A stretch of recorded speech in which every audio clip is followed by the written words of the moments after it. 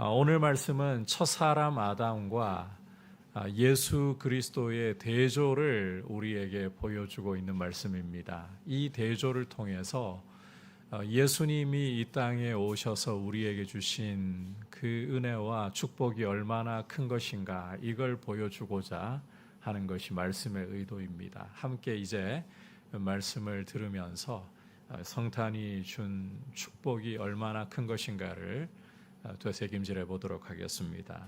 자, 12절 말씀 우리 다시 한번 한 목소리로 보겠습니다. 시작. 그러므로 한 사람으로 말미암아 죄가 세상에 들어오고 죄로 말미암아 사망이 들어왔나니 이와 같이 모든 사람이 죄를 지었으므로 사망이 모든 사람에게 이르렀느니라. 자, 함께 읽은 말씀에서 바울은 한 사람으로 말미암아 죄가 세상에 들어왔다, 이렇게 말씀을 하고 있습니다. 여기서 한 사람이란 첫 사람, 인류 최초의 사람인 아담을 가리키고 있습니다. 첫 사람인 아담으로 말미암아 죄가 세상에 들어왔습니다. 여러분, 원래 하나님께서 지으신 세상은 창세기 1장을 통해서 우리가 거듭 발견할 수 있듯이 하나님 보시기에 좋았습니다. 원래 의미대로는 선했습니다. 죄와 악이라는 것이 전혀 없는 상태였다는 거예요. 하지만 첫사람 아담이 하나님께서 금지하신 선악을 알게 하는 나무 열매를 따먹음으로써 죄가 세상에 발을 딛게 된 것입니다. 여러분, 나무 열매 고작 하나 따먹었다고 그 사소한 행동이 죄라고까지 이야기를 해야 되는가, 이런 의문이 드시는 분이 계실지도 모르겠어요. 여러분, 나무 열매 하나 따먹는 게 큰 문제는 아니에요. 그런데 이 선악을 알게 하는 나무 열매를 따먹는 것은 그냥 고작 열매 하나 따먹는 문제가 아니었습니다. 하나님이 선악을 알게 하는 나무 열매를 먹지 말라고 금하신 이유는 이런 것입니다. 인간은 자기 스스로 선악을 알게 하는 나무 열매를 따먹고서는 선악을 알 수 있는 그런 존재가 되려고 해서는 안 된다는 거예요. 하나님 말씀 없이도 내가 이 선악을 알게 하는 나무 열매 따먹고 선과 악을 알아서 판단할 거야. 하나님 말씀 필요 없어. 하나님 나에게는 필요 없는 존재야. 이럴 수가 없는 존재가 인간이라는 거예요. 여러분, 인간은 근본적으로 하나님께 절대 의존적인 존재입니다. 하나님 없으면 갓난아기가 부모가 없이 못 살아가는 것처럼, 아니 그보다도 인간은 하나님 없이는 결코 스스로 살아갈 수 있는 존재가 아닙니다. 물을 떠난 고기가 차라리 살아갈지언정 하나님을 떠난 인간은 스스로 결코 살아갈 수가 없는 존재예요. 이 선악을 알게 하는 나무 열매를 따먹지 말라, 이 명령에는 바로 그와 같은 인간 본질을 보여주는 은혜가 담겨 있는 거예요. 너희 인생은 나 없이, 나의 말씀, 나의 판단 의지하지 않은 채 알아서 선과 악을 판단할 만한 존재가 아니야. 너희가 내 말을 의지하고 내 말에 순종할 때 생명을 얻게 되고 풍성하게 누릴 수 있는 그런 복을 누리게 되는 거야. 그게 너희 인간이야. 이걸 보여주는 게 선악을 알게 하는 나무라는 것입니다. 그런데 옛뱀인 마귀의 유혹을 받아서 아담은 그 아내와 함께 선악을 알게 하는 나무 열매를 따먹고 말았습니다. 하나님 없이도, 말씀 없이도 내가 알아서 이 나무 열매 따먹고 하나님처럼 되겠다. 하나님 없으면 못 사는 존재인데, 하나님을 왕으로 섬기면서 하나님의 말씀에 순종해야 살아갈 수 있는 것, 이게 인간인데 하나님 필요 없습니다. 내가 선악을 알게 하는 나무 열매 따먹고 내가 하나님처럼 선악을 알아서 판단하겠습니다. 하나님 내 인생에서 제발 사라져 주세요. 이렇게 하나님을 거부하고 하나님을 반역한 것, 이게 바로 성경이 말하는 죄라는 것입니다. 첫사람 아담의 불순종으로 말미암아 죄가 세상에 발을 딛게 된 거예요. 그런데 여러분, 죄라는 것은 절대로 혼자 오는 법이 없습니다. 굉장히 무서운 친구를 하나 데려오는 습관을 가지고 있습니다. 그 친구의 이름은 바로 죽음입니다. 죄가 들어옴으로써 그 친구인 죽음이 함께 손을 잡고 따라 세상에 들어오게 된 거예요. 그런데 여러분, 이 죄와 사망의 문제는 그저 아담 한 사람에게 제한된 문제가 아니었습니다. 아담이 첫 사람이고 그 이후로 아담에게서 태어나는 모든 아담의 후손은 다 죄인으로 태어나는 거예요. 여러분, 콩 심은데 콩이 나고 팥 심은데 팥이 나는 것처럼 죄인이 자식을 낳으면 의인 낳겠습니까? 아니에요. 죄인이 태어날 수밖에 없는 거예요. 이렇게 아담에게서 태어나는 사람마다 다 죄인으로 태어나니까요. 세상에는 전부 죄인들로 가득 차게 되고, 그러면 어떤 친구가 손을 잡고 따라 들어왔다 그랬습니까? 죽음이라는 친구가 죄와 손잡고 세상에 들어왔다 했잖아요. 모든 사람 위에는 죽음이 군림하기 시작하는 거예요. 죽음이 왕노릇하는 거예요. 어느 인생도 죽음을 비껴갈 수 있는 인생이 없는 거예요. 태어나서는 다 죽음을 맞이할 수밖에 없는 겁니다. 물론 하나님께서 아주 특별한 목적으로 하나님 안에 참 생명이 있다는 것을 보여주시기 위해서 예외적으로 두 사람을 죽음을 보지 않도록 데려가신 경우가 있어요. 에녹과 엘리야이죠. 이 경우를 제외하고는 사람은 누구나 다 죽습니다. 자, 그런데 여러분께서 13절에서 보듯이 아담 이후로 태어난 사람들은 세상에 죄가 있음에도 불구하고 죄를 죄로 여기지를 않았어요. 이렇게 이해를 하면 좀 쉬울 것 같아요. 여러분, 어떤 방이 있는데 이 방은 창문 하나 없습니다. 완전히 벽으로 밀폐가 다 되어 있어요. 자, 여기에 빛조차 하나 없습니다. 등불조차 하나 없습니다. 그러면 이 방 들어가는 순간 어떨까요? 깜깜해가지고 더듬어야 되겠죠. 이런 방에 오물이 있어요. 똥이 있어요. 자, 지금 빛이라고는 전혀 새어 들어오지도 않을 뿐더러 빛도 등불도 없습니다. 그러면 이 방에 들어가서 냄새가 나니까 오물이 뭔가 있구나, 똥이 있구나. 여러분이 짐작은 할 수 있겠지만 그걸 정확히 볼 수 있겠습니까? 못 보잖아요. 어둠 속에서 눈이 적응하면 좀 낫겠죠. 나을 수는 있지만 어렴풋이 희미하게 보는 것 외에는 제대로 못 보는 거예요. 마찬가지라는 겁니다. 이 세상에는 여러분, 이 죄를 죄로 보여줄 수 있는 등불이 원래 없었어요. 이 등불 역할을 하는 게 뭔가 하면 모세를 통해서 하나님이 주신 율법이라는 거예요. 그래서 모세를 통해 세상에 하나님이 율법을 주시기 전까지는 죄가 있음에도 불구하고 사람들이 죄를 죄로 여기지 않았습니다. 그런데 여러분, 죄를 죄로 안 여긴다고 죄가 없는 게 아니잖아요. 안 보인다고 죄가 없는 거 아니거든요. 죄가 있다는 증거가 뭐냐? 여러분, 죄가 손잡고 데려오는 친구가 뭐라 그랬습니까? 죽음이라고 했잖아요. 모든 사람이 다 죽는 거예요. 아담 이후로. 율법이 오기 전까지. 그 말은 율법이 빛을 비추어서 죄를 죄로 드러내기 전까지라 해도 다 죄 가운데 있다는 걸 보여주고 있었던 것입니다.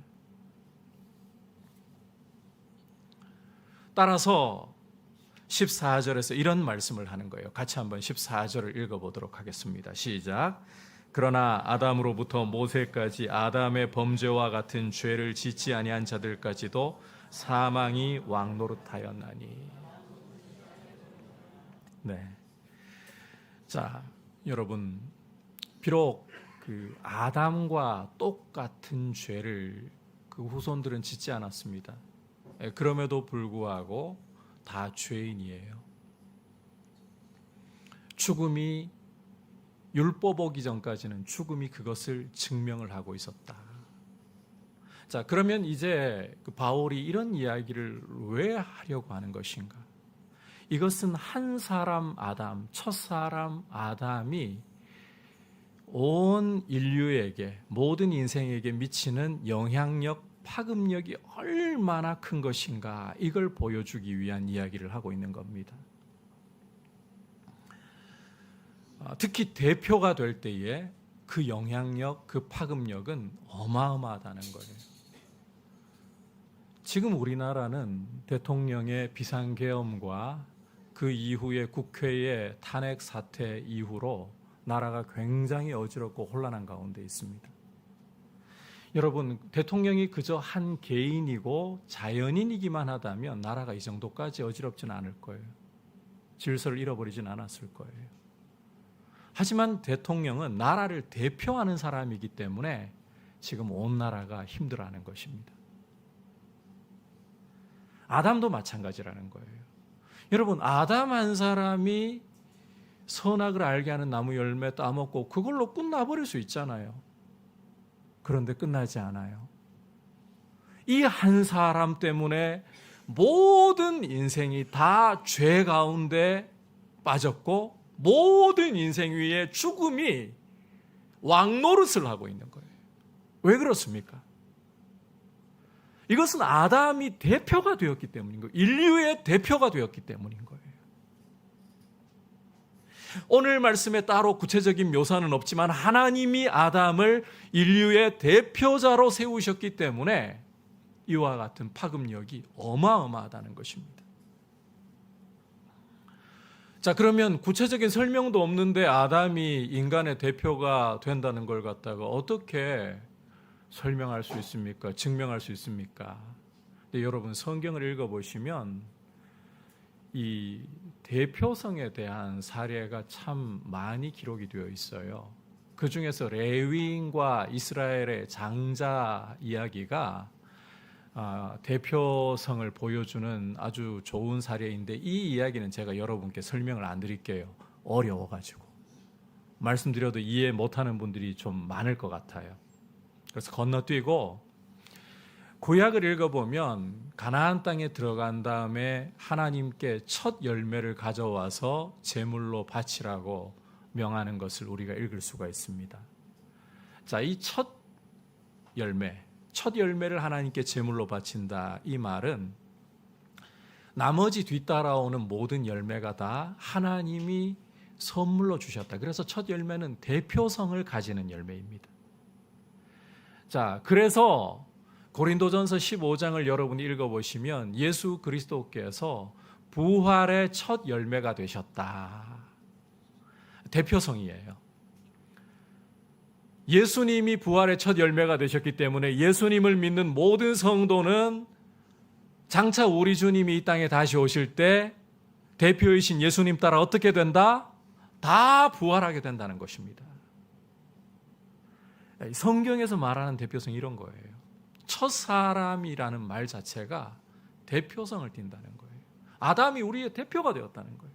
그래서 아담에게서 그 피를 물려 받고 태어난 우리 모두는 죄 가운데서 태어나는 것이고, 비록 아담처럼 똑같이 죄를 짓지는 않았어도 죄 가운데서 태어나는 것이고, 이걸 용어를 좀 쓰면 원죄라고 부르죠. 죽음이 우리 위에 군림하게 된 것입니다. 여러분, 이게 아담을 대표로 하고 있는 우리 인생의 현 주소라는 거예요. 아담 한 사람으로 인해서 죄가 세상에 들어오고 이 죄의 손을 잡고 죽음이 따라 들어와서 이제는 아담에게서 난 모든 사람이 다 죄 가운데 있고 죽음의 횡포 가운데 있다. 이게 바로 우리 인간의 주소라는 것입니다. 자, 그런데 여러분께서 이제 14절 끝부분을 잠깐 보시면 아담에 대한 묘사에서 주목해야 할 아주 중요한 표현이 있어요. 아담은 오실자의 모형이라고 하는 표현입니다. 아담은 오실자의 모형. 자, 이게 도대체 무슨 이야기인가? 우선 여기에서 오실자라는 것은 여러분께서 15절 말씀부터 이야기하고 있는 예수 그리스도를 가리키고 있다. 예수 그리스도. 오실자는 예수 그리스도이시다. 자, 그런데 인류의 대표로서 온 인류에게 죄와 이 사망이라는 비극을 가져온 이 아담이 어떻게 예수 그리스도의 모형이 될 수 있느냐? 예수 그리스도의 모형이. 죄인의 우두머리인 사람이 어떻게 예수 그리스도를 보여줄 수 있단 말인가? 자, 다른 면에서 그런 게 아니고 대표라는 원리에서 그렇다는 거예요. 대표성이라는 측면에서 아담은 예수 그리스도의 모형이 된다. 그러니까 하나님께서 예수 그리스도를 이 땅에 새로운 대표로 보내주셨다는 이야기를 하고 있는 겁니다. 예수 그리스도를 이 땅에 인류의 새로운 대표로 보내주셨다. 첫사람 아담이 인류의 대표가 되듯이 하나님은 새로운 대표를 이 세상에, 죄와 죽음이 지배하고 있는 이 세상에 보내주셨다. 자, 그렇다면 이제 예수님이 새로운 대표가 되셨다. 하나님이 예수님을 새로운 대표로 보내셨다는 것이 인류에게 어떤 의미를 가지는 것인가? 자, 이어지는 15절 이하에서 이 부분을 우리에게 잘 보여주고 있는데, 먼저 15절을 여러분 잠깐 좀 보시기를 바랍니다. 15절 머리 부분을 보시면, 그러나 이 은사는 그 범죄와 같이 아니하니, 이렇게 묘사를 하고 있는데, 자, 이 은사라는 것은 15절 후반부를 보시면 하나님의 은혜와 또한 한 사람 예수 그리스도의 은혜로 말미암은 선물, 그러니까 이 은사라는 것은 하나님과 예수님이 주시는 선물, 이 뜻이라고 보시면 돼요. 그러니까 하나님이 우리 죄 가운데, 죽음 가운데 있는 인간에게 주시는 선물은 아담이 가져온 이 죄와 죽음과는 질적으로 다르다, 이 이야기를 하고 있는 거예요. 보다 구체적으로는 하나님이 예수 그리스도를 이 땅에 우리의 새로운 대표로 주셔서 십자가에 내어주신 이 선물이야말로 아담이 인류에게 가져온 일과는 근본적으로 다르다. 어떻게 다른 것입니까? 자, 16절, 17절 함께 한 목소리로 읽어보도록 하겠습니다. 시작. 또 이 선물은 범죄한 한 사람으로 말미암은 것과 같이 아니하니 심판은 한 사람으로 말미암아 정죄에 이르렀으나 은사는 많은 범죄로 말미암아 의롭다 하심의 이름이니라.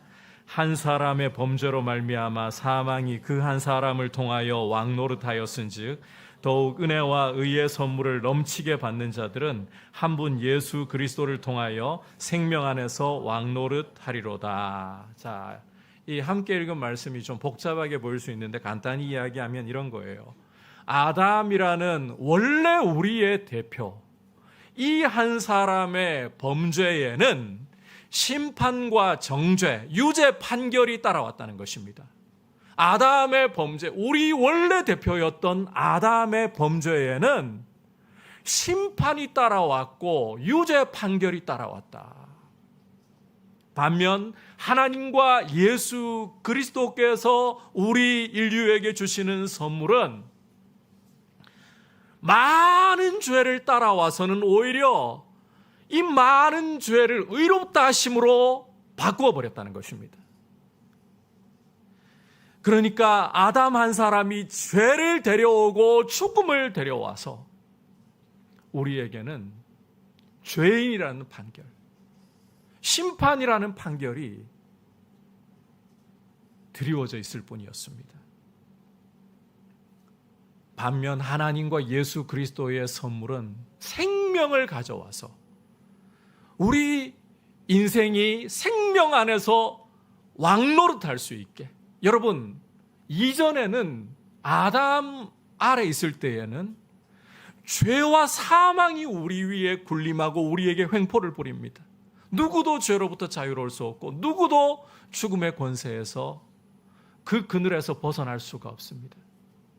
그런데 예수 그리스도를 새로운 대표로 세우셔서 하나님이 우리에게 주시는 선물은 생명이 와서 죄와 사망의 횡포에 눌려있던 우리 인생, 이제는 생명 안에서 왕노릇할 수 있는 길이 열렸다는 거예요. 이걸 이제 18절부터 20절은 또 이렇게 묘사를 하고 있습니다. 함께 한 목소리로 읽어보도록 하겠습니다. 시작. 그런즉 한 범죄로 많은 사람이 정죄에 이른 것 같이 한 의로운 행위로 말미암아 많은 사람이 의롭다 하심을 받아 생명에 이르렀느니라. 한 사람이 순종하지 아니함으로 많은 사람이 죄인 된 것 같이 한 사람이 순종하심으로 많은 사람이 의인이 되리라. 율법이 들어온 것은 범죄를 더하게 하려 함이라. 그러나 죄가 더한 곳에 은혜가 더욱 넘쳐나니. 자, 이걸 간단하게 이야기하면 이런 거예요. 첫사람 아담은 범죄함으로 하나님이 금하신 선악을 알게 하는 나무 열매를 따먹음으로, 좀 더 구체적으로는 하나님 말씀 없이도 내가 선악을 알게 하는 나무 열매 따먹고 하나님처럼 알아서 판단하겠습니다. 하나님을 거부함으로써, 하나님을 반역함으로써 죄인이 되었고 죽음을 데려왔고, 이로써 아담 한 사람의 범죄는 많은 사람을 죄인 되게 하고 죽음이라는 횡포 아래 놓이게 만들어버렸습니다. 반면 새로운 대표이신 예수 그리스도는 한 의로운 행위로서, 다시 말해 하나님 아버지께 순종해서 우리를 대신해서 십자가에 자기를 내어주심으로 말미암아 생명을 가져오시고 역전을 가져오셨다. 정죄를 바꾸어서 의롭다 하심으로 역전시켜 주시고 죽음을 생명으로 역전시키셨다는 것입니다. 죄인을 의인 되게 하시고 죄가 더해진 곳에, 율법이 와서 죄가 죄로 드러난 곳에 은혜가 더 넘치도록 만들어 주셨다. 이것이 바로 새로운 대표로 하나님이 세우신 예수 그리스도께서 우리에게 주신 선물이에요.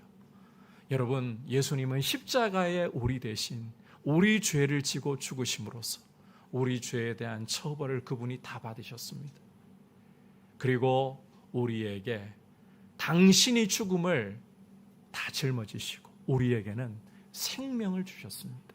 예수님의 보혈 때문에 여러분, 어떠한 죄인이라 할지라도 의인이 되고, 아무리 죽음의 그림자가 크고 깊게 드리워졌다 할지라도 생명으로 나오고 생명 안에서 이제는 왕노릇을 할 수 있는 권세가 열렸다는 거예요. 이게 바로 하나님이 우리에게 주신 성탄의 의미입니다. 여러분, 세상은 이 성탄절을 하나의 공휴일로 바꿔버렸습니다. 크리스마스 캐롤이 잘못된 것은 아닙니다. 그러나 이 캐롤이 이 땅에 우리에게 이와 같은 선물로 오신 그리스도를 찬송하는 것을 대신하고 있습니다. 예수님 자리에는 산타가 대신하고 있습니다. 과거 이 땅에 우리 주님 오실 때도 이런 큰 선물로 오셨음에도 불구하고 그분은 세상 눈에 드러나지 않으셨습니다. 베들레헴의 한 마구간에서 철저하게 세상에 외면을 받으시면서 이 땅에 오셨습니다. 그러나 사람들에게 주목받지 못하고 사람들에게 외면받는 악이었지만 그분은 세상에게 생명을 주는 새로운 대표로 오신 것이고, 여러분, 성탄은 바로 우리의 죄와 우리의 죽음을 의롭다 하심과 생명으로 바꾸시는 하나님의 역전의 선물인 것입니다. 예수 그리스도는 우리에게 역전의 선물인 것입니다. 여러분, 이 예수 그리스도께서 우리의 대표가 되시는 것이야말로 인생의 복인 줄 믿습니다. 줄을 잘 서야 되는 거예요. 뭘 잘해야 된다고요? 네, 오늘 이 대답 제대로 못하시면 못 나가신다 생각하고 줄 이야기 잘 들으셔야 돼요. 어떻게 해야 된다고요? 줄을 잘 서야 돼요. 여러분, 인생은 줄 잘 서야 되는 거예요. 줄 잘못 서면 훅 가는 겁니다. 아담에게 줄 서 있으면 끝납니다. 죄로부터 벗어날 수가 없습니다.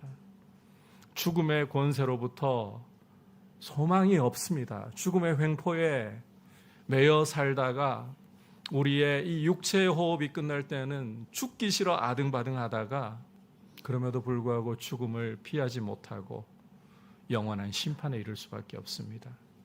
그러나 새로운 대표이신 예수 그리스도께 줄을 설 때에 여러분, 그분께 줄을 서는 순간 더 이상 죄인이 아니라 의인이라고 불러주시고,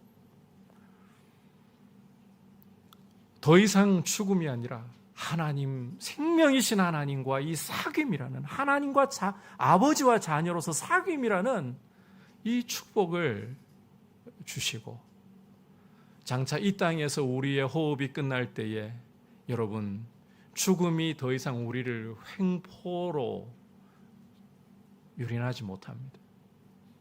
눈을 뜨는 순간에 주님의 품 안에서 생명으로 우리는 눈을 뜨는 거예요.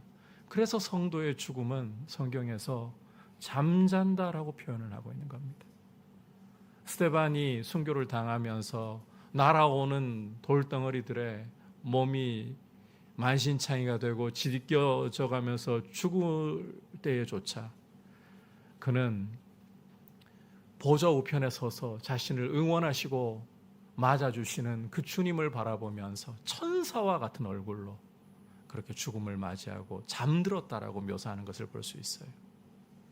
이 성도의 모습이라는 거예요. 새로운 대표이신 예수님께 줄 서는 자의 영광이라는 거예요. 여러분, 이제 성도에게는, 예수님께 줄 서는 자에게는 죽음마저도 횡포가 아닙니다. 소망입니다. 그리고 주님 오실 날에는 우리 연약한 몸이 부활의 몸을 입게 될 것을 볼 수 있는, 제가 이 자리에 계시는 분 아마 대부분 그러실 것 같아요. 이 자리에 지금 연세가 제일 많으신 분, 80대이신 분도 아마 계신 것 같긴 한데 마음은 아직 청춘이실 것 같아요. 모자실에 계시는 박 집사님 아직 20대이신 것 같죠, 마음은. 네. 우리 오늘 대표 기도하셨던 우장로님, 저 마음은 20대이신 것 같죠. 네. 그런데 몸은 어느새 저도 5학년이 지나버렸더라고요. 5학년이 되어버렸어요. 그리고 몸에는 이전 같지 않은 변화들이 일어납니다. 이전에는 제가 20대 초반까지는 먹어도 살이 죄송합니다. 이건 망발일지 모르겠는데 망언일 수 있지만 용서하시고 먹어도 살이 안 쪘어요. 지금은 물만 마셔도 저희 딸내미는 아빠 배 나와서 이럽니다. 피부는 20대 수분 공급 안 해줘도 겨울에 딱히 가려움증 없었습니다. 지금은 물만 발라도 보습제를 바르지 않으면 피부가 건조해가지고 가려워서 난립니다. 이런 낮고 연약한 몸이지만 우리 주님이 새로운 대표가 되심으로 장차 이 땅에 오실 때 우리 주님과 같은 몸으로 부활의 영광으로 변화될 이 축복을 우리에게 가져오신 것입니다. 여러분, 이게 바로 성탄이에요. 이제 여러분들에게 오늘 이 말씀을 꼭 드리고 싶어요. 예수님께 줄 서 있다는 것이 얼마나 영광스러운 것인가. 그런데 줄을 서는 법을 알아야죠.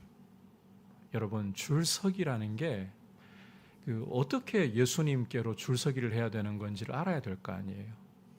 새로운 대표, 원래 우리는 나면서부터 아담이라는 옛날 대표에게 묶여 있습니다.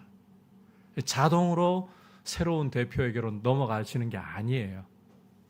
새로운 대표에게로 줄서기 위해서 방법은 한 가지입니다. 믿음입니다. 한번 따라 합시다. 믿음만이 새로운 대표이신 예수님께로 줄서는 길입니다. 여러분, 아담이라는 대표 아래에 있으면 죄와 사망뿐입니다. 정죄와 심판에 이를 뿐입니다. 그러나 믿음으로 예수님께 줄을 설 때에, 믿음으로 예수님께 줄 선다는 것은 이런 것이에요. 예수님께 줄을 서십시오라고 이렇게 하나님의 말씀을 전할 때에, 이것은 여러분 사람이 말씀을 전하고 있지만 새로운 대표이신 예수님이 보이지 않는 손을 여러분에게 내밀고 계시는 거예요. 그분의 손을 잡기만 하면 됩니다. 예, 주님, 내가 주님 손을 잡습니다. 예, 주님, 내가 죄인이고 아담 아래에 있었던 저주받은 존재지만 나에게 생명과 축복을 가져오신 새로운 대표이신 예수님의 손 잡습니다. 그러면 여러분, 주님이 여러분의 손을 보이지 않아도 잡고 여러분을 주님의 품에 안으시고 새로운 대표의 그 모든 축복을 누리게 하시는 줄 믿습니다. 그래서 믿음으로 예수님께 줄 서는 거예요. 오늘 이 자리에 여러분, 내가 죄인이고 죽음이 내 위에서 횡포를 부리는 이거 생각하지 않고 예수님 없이 살아온, 교회를 다니더라도 그냥 주일이니까 예배당에 왔지만 예수님을 아직까지 영접하지 못한 분이 있습니까? 새로운 대표이신 예수님이 여러분을 향해 지금 손 내밀고 계십니다. 주님의 손을 잡으십시오. 믿음이라는 것은 그 주님의 손을 잡는 것입니다. 말씀을 듣고 그분을 손잡겠다라고 말씀드리는 것입니다. 그러면 잡아주십니다. 여러분을 주님이라는, 예수님이라는 새로운 대표 아래서 줄 서게 해주시고 복을 주시는 분이십니다. 그분은 결코 그렇게 손 내미는 이에 외면을, 거절을 주시는 법이 없는 분이십니다. 주님의 손을 잡으십시오.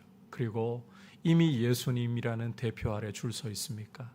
여러분, 이 큰 선물로 오신 우리 주님처럼 이제 우리도 이 선물을 받았으니 우리의 삶이라는 작은 선물을 주님께 드리는 삶, 그것은 여러분이 여러분의 삶의 자리 가운데에서 이 축복으로 오신, 이 선물로 오신 예수님을 어떻게 내 삶을 통해 사람들에게 보여주는 삶을 살아갈까?